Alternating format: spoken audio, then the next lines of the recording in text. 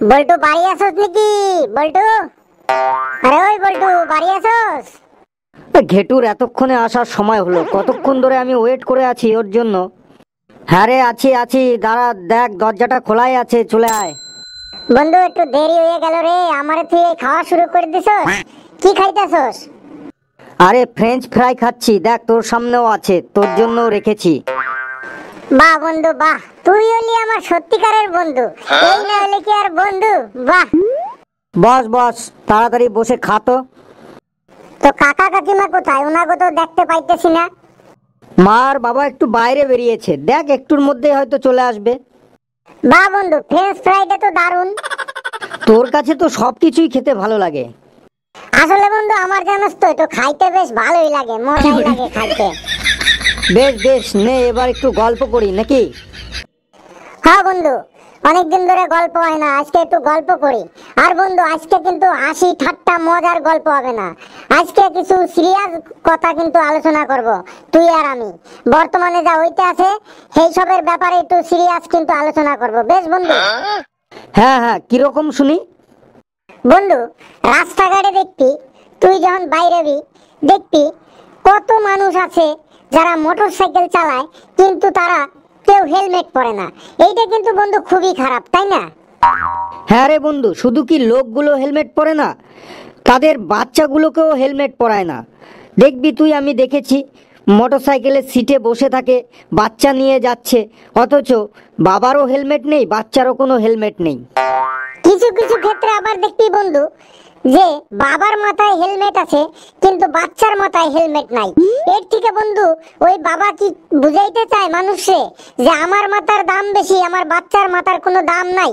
এটা কিন্তু খুবই খারাপ বন্ধু। যে সমস্ত বাবারা হেলমেট পরেন তাগো আমি কইতাছি, আপনারা নিজেরাও হেলমেট পরেন, আপনাকে নিজেকে বাচ্চাকেও হেলমেট পরান। আপনার মাথায় দাম আছে আর আপনার বাচ্চার মাথার কি কোনো দাম নাই?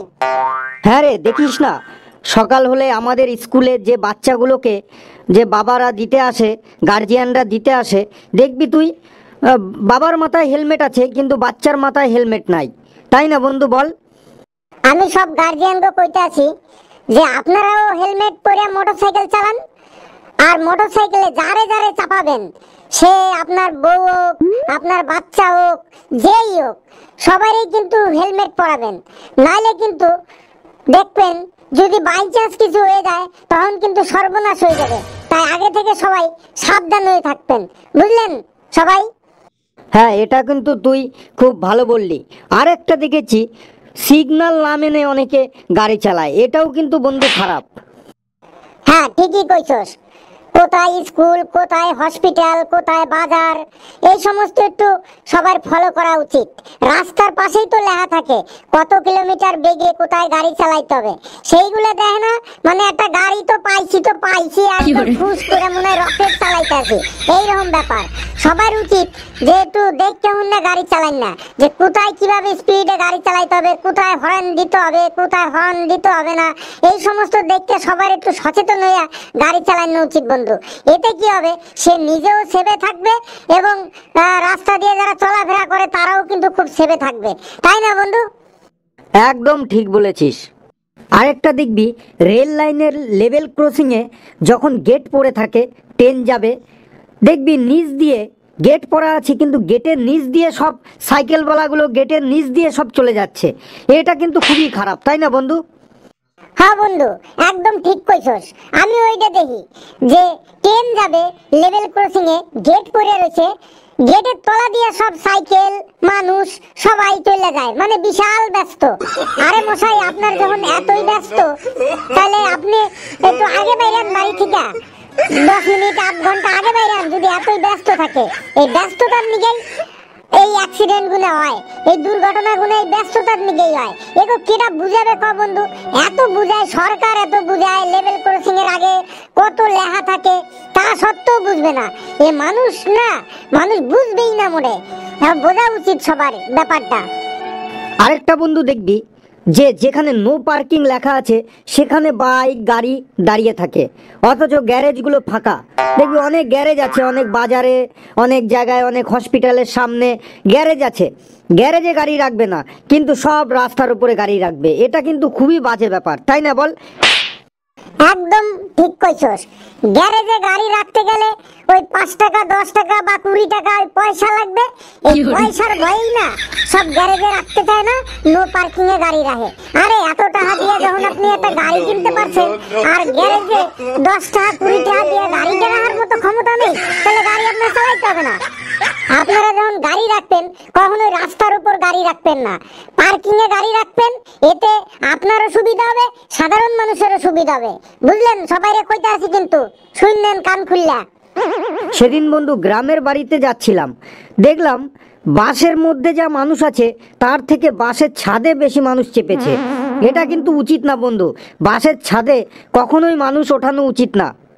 তুই কি বলিস বন্ধু, ঠিক না? একদম ঠিক।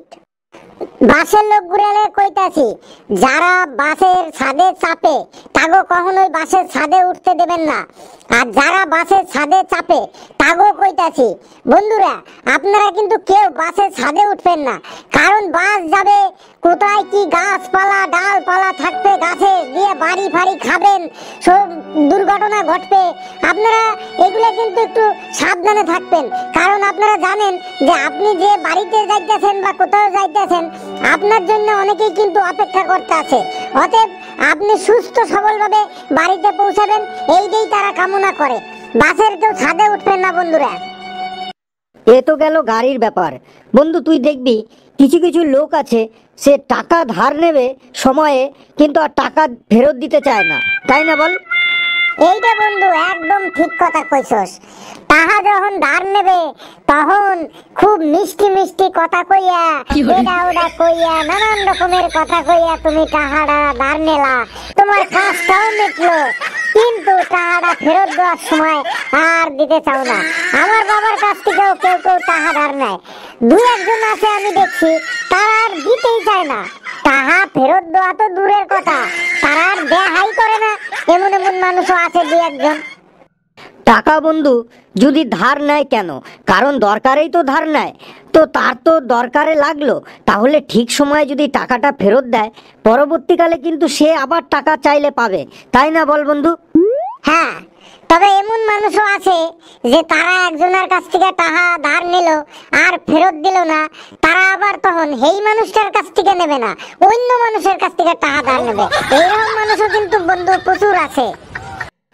তবে আপনাদের বলছি, টাকা মানুষের লাগতেই পারে, সুবিধা অসুবিধায় টাকা লাগতেই পারে, টাকা ধার আপনারা করতেই পারেন, কিন্তু টাকাটি ঠিক টাইমে আপনারা ফেরত দিয়ে দেবেন।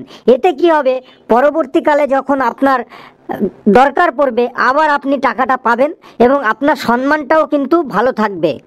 তুই বন্ধু আরেকটা জিনিস ফলো করছস, দেখবি ট্রেনের টিকিট কাটার লাইনে, রেশনের লাইনে, তারপরে হসপিটালের আউটডোরের লাইনে, তারপরে আরো বিভিন্ন জায়গায়, যে সব জায়গায় লাইন দিয়া জিনিস কিনতে হয় বা লাইন দিয়া পরিষেবা পাইতে হয় আমাগো, সেই সব জায়গায় কিছু মানুষ আছে হঠাৎ করে কোথা থেকে আসছেই ঠিক লাইনের মাঝখানে ঢুকে যাওয়ার চেষ্টা করে।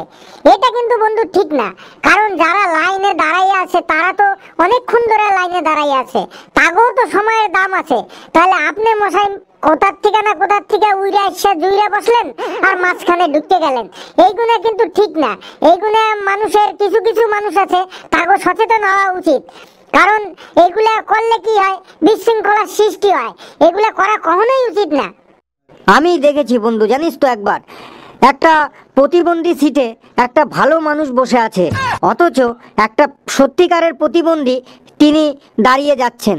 এগুলো ঠিক না, এগুলো বসতে দেওয়া উচিত। যে প্রতিবন্ধী সিটে প্রতিবন্ধীকেই বসতে দেওয়া উচিত। হ্যাঁ, যখন কেউ থাকবে না তখন আপনি বসতে পারেন, কিন্তু যখন কেউ এলো তখন তার জন্য সিটটা ছেড়ে দেওয়া উচিত। হ্যাঁ, আমি এইটা কোন কোন বাসে আমি মহিলা সিটেও এটা দেখছি যে মহিলার সিটটা মহিলাদের জন্য সংরক্ষণ করা, মহিলাটা দাঁড়ায় যাইতেছে অথচ সেই সিটে একজন পুরুষ বসে যাইতেছে। এইটা ঠিক না। মহিলাটা তার বারবার কওয়া সত্ত্বেও উঠতে চাইছিল না। তারপরে যখন আমরা সবাই মিলে কইলাম তখন সেই সিটটা ছাড়লো। কে কইতে হবে কিসের জন্য? সিটটা তো মহিলাগণিকেই সংরক্ষিত, তাহলে কইতে হবে কিসের জন্য? হ্যাঁ, কোনো মহিলা যদি না থাকে তাহলে দুই এক সময় বসা যাইতে পারে, কিন্তু যখনই কোনো একটা মহিলা বাসে উঠবে তখন সম্মানের সাথে তার সিটটা ছাইড়ে দেওয়া উচিত, যে আপনি এনে বসুন, আপনার এই সিট এইটা। একদম বন্ধু, একদম ঠিক বলেছিস। গাড়ির ব্যাপারে বন্ধু আরেকটা কথা ভুলে গেছিলাম। আমি রাস্তায় হামেশাই দেখতে পাই কিছু কিছু গাড়ির একদম পেছনে পেছনে পেছনের গাড়িটা চলে, মানে ডিস্টেন্স নাই বললেই চলে, মানে দুইটা গাড়ির মাঝে একদম হালকা অল্প একটু গ্যাপ থাকে। এইটা কিন্তু ঠিক না। একটা সামনের গাড়ির পেছনে অনেকটাই গ্যাপ থাকা উচিত, আরেকটা গাড়ির দুইটা গাড়ির মাঝখানে ডিস্টেন্সটা একটু বেশি থাকা উচিত, আর হাইওয়েতে আরো বেশি থাকা উচিত, কারণ হাইওয়েতে সমস্ত গাড়ি জোরে জোরে চলে, স্পিডে চলে, তাই সামনের গাড়ি থেকে পেছনের গাড়ির মাঝখানের যে ডিস্টেন্সটা সেটা অনেক থাকা উচিত।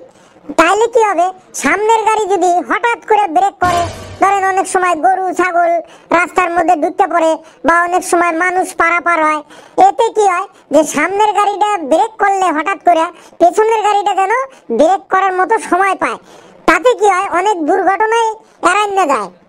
হ্যাঁ হ্যাঁ, ঠিকই বলেছিস বন্ধু। চল তাহলে বন্ধু, আজকে উঠলাম, অন্য আরেকদিন আসবো। আজকের আলোচনাটা কিন্তু বন্ধু খুব ভালোই হইলো। আবার এই ধরনের আলোচনা মাঝে মাঝে করব। বেশ বন্ধু? বেশ, তাহলে আবার আসিস, সময় পেলেই চলে আসিস আমাকে ফোন করে। বন্ধুরা, আমাদের এই আলোচনাটা কেমন লাগলো আপনারা কমেন্টসে অবশ্যই জানাবেন, আর চ্যানেলটিকে অবশ্যই সাবস্ক্রাইব করবেন, ভিডিওটিকে শেয়ার করবেন, লাইক করবেন।